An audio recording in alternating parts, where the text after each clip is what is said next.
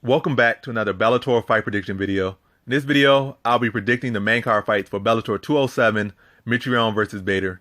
And if you need any backstory on this main event, this is one half of the semifinals of the Bellator's Heavyweight Grand Prix, Bellator's Heavyweight Tournament. On one half, you got Fedor versus Chael Sonnen, and on this half, you got Mitrione versus Bader. The winner of both those matches will face each other in the final of this tournament to win the Bellator's Heavyweight Tournament and also become Bellator's heavyweight champion. So that's enough backstory. Let's get into the predictions. So in our first fight on this main card, we have in the lightweight division, Carrington Banks versus Mandel. Sorry about that. I had to call for a second. But yeah, you got Carrington Banks versus Mandel Nalo. So two fighters come from good gyms. Carrington Banks coming from the Black Zillions team, or the remnants of the Black Zillion team. They're all spread out, but they all still affiliated with Black Zillions and train with similar fighters. So it's basically Black Zillions, even though it might be named something different, but he still kind of considered himself Black Zillions. Then you got Mandel Nalo coming from TriStar, solid fighter, but he really hasn't faced the best competition just yet. But he's definitely has a lot of talent. Definitely has some decent striking coming along, but more so a grappler, submission grappler. And Carrington Banks more so a wrestler. I think Carrington Banks has fought better competition.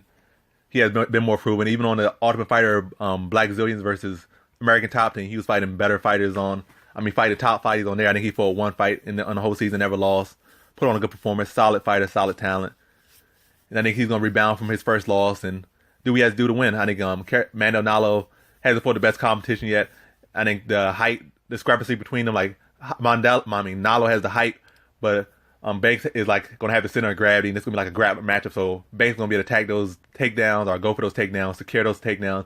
I think he'll have solid enough top control to pretty much ride Nalo out, land some ground and pound. I think on the feet, they're going to be pretty much even. But I think on the ground, Carrington Banks is going to be a win with like top control. So in this fight, I have Carrington Banks via decision.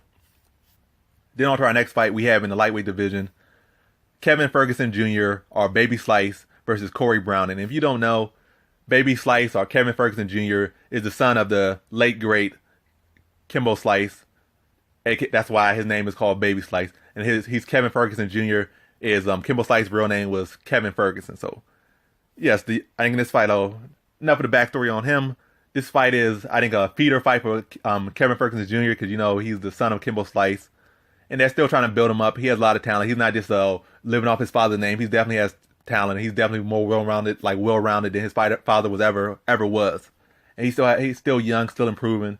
And the sky's the limit for him as long as he keeps doing what he's doing right now. I think he's training with the right fighters. He's training with young fighters, talented fighters just like him.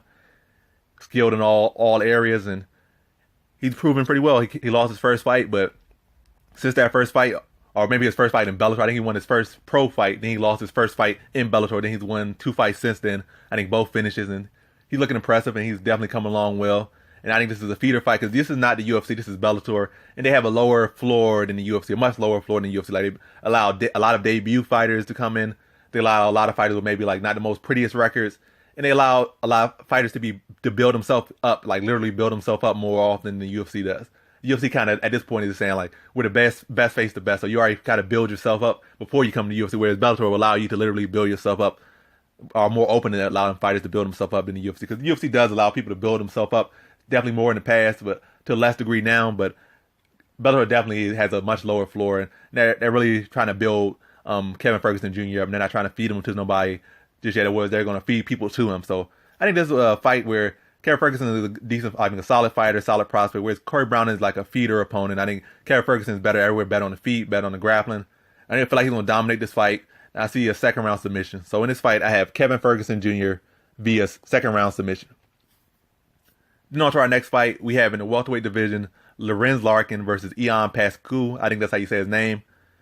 So this is a welterweight Grand Prix alternate fight. They already had the first fight in the welterweight tournament. I think it was Douglas Lima versus Andrei Korskov. Douglas Lima got that win in impressive fashion. And this fight right here is just an alternate fight, just in case somebody in the tournament gets injured. Then the winner of this fight will step in to replace them. So let's break down these fights. So Ian Pascu, I think I only seen him once, and it was against Ed Roof. I thought he was gonna go out there and get dogged, but he has got like a takedown, at least one takedown on Ed Roof, a 3-time NCAA champion. So that's impressive. But I think what's called Ed Roof didn't really care too much about takedown. They pretty much just walked him down and tagged him up the whole fight. Not really a stoppage or anything, but it was a dominated performance where he just walked him down and showed his striking against Ian Pascu and was able to win the fight pretty clear and dominant. But Ian Pascu still earned a lot of respect in that fight, showing like he's a real strong, tough fighter. Athlete, a bit explosive, got some decent takedown offense. He's a strong fighter, got some power in his hand, but it's not too much power because everyone was literally able to walk him down, take his punches, and keep tagging him up. So against Lorenz Larkin, I think Lorenz Larkin definitely a proven veteran of Strikeforce in the UFC, fought a lot of the best competition from light heavyweight to middleweight to welterweight, so he's fought in a lot of the best competition. Definitely a striker more so than a grappler. He's more so going to try to sprawl and brawl, or sprawl and strike. He's definitely going to be looking out for Ian Pascu's wrestling, but I think he'll be able to stuff a lot of those takedowns, or at least deal with them. Then on the feet, Lorenz Larkin is definitely not Ed Roof on the feet. Lorenz Larkin is a striker through and through. Has incredible speed, power, and unpredictability. I feel like he's going to be able to walk down Ian Pascu in similar fashion, dig into those leg kicks, beat him up on the feet, and I feel like it's going to be like a second round stoppage. He's going to break. It's going to be a breakdown type fight. It's not going to be land in one big shot. It's going to be like he's going to be tearing up his legs, tearing up his body, tearing up his head with shots. And I see he's like as a second round stoppage. So in this fight, I have Lorenz Larkin via second round TKO. Then on to our co-main event, we have in the heavyweight division, Roy Nelson versus Sergey Kharitonov, two certified veterans of MMA. Sergey Kharitonov going all the way back to Pride days. Roy Nelson back to IFL, originally a grappler, but then pretty much as his career progressed, he turned into a striker, especially in the UFC where you really saw that transition. But yeah, Sergey Kharitonov has always been a striker, like kind of like sprawling brawl striker, always been his MO. So two certified veterans, both of them up there in age, around, if not at the tail end of their 30s, definitely at the beginning of their 40s, both been around a very long time. So this fight, I feel like Sergey Kharitonov will have the striking advantage all around. Roy Nelson will have the chin advantage as he has against everybody. I think Roy Nelson actually has the bigger shot because he always has that overhand right. Though I think it's been nerfed a bit. I think his overhand right isn't as deadly as it once was. Like, I guess he hasn't been landed as much. He hasn't been as active as much, but it's definitely not as powerful as it once was.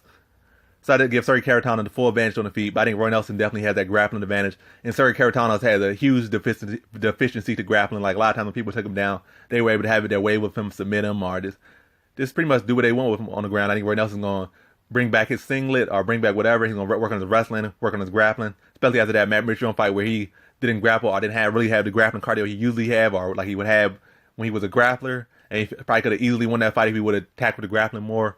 I think he's definitely going to need to do it more in this fight. Sergey Kharitonov definitely has some power on the feet. He might be able to knock him out.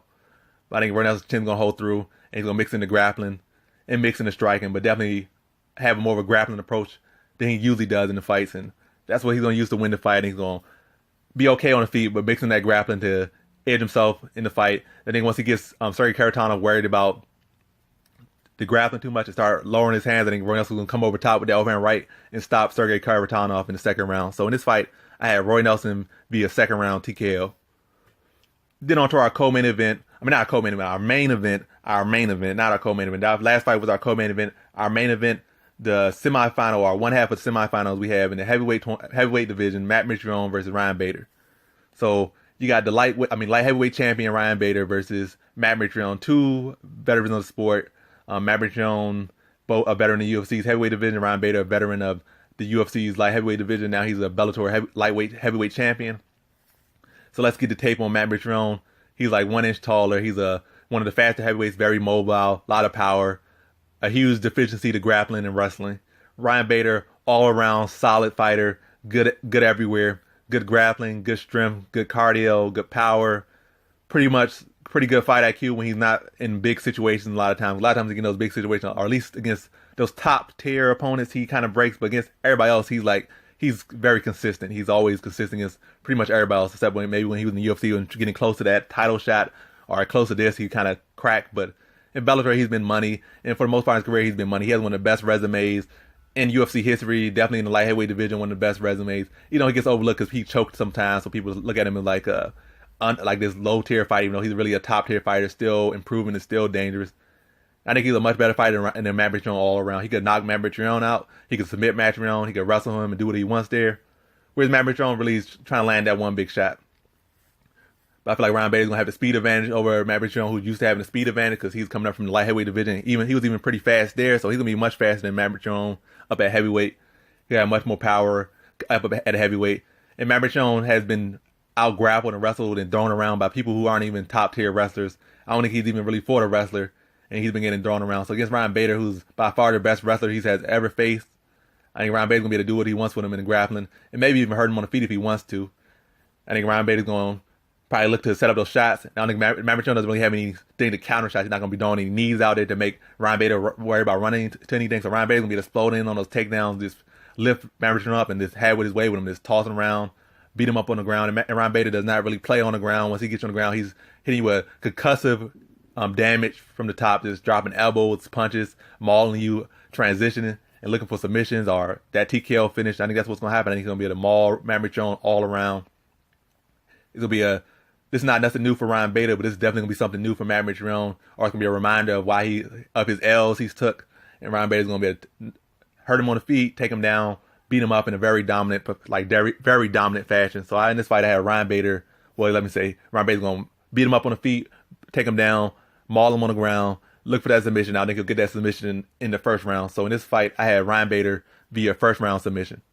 And that concludes my fight predictions for Bellator 207, Mitrione versus Bader. Thanks for watching. Like, comment, and subscribe, and come back for more videos. Peace.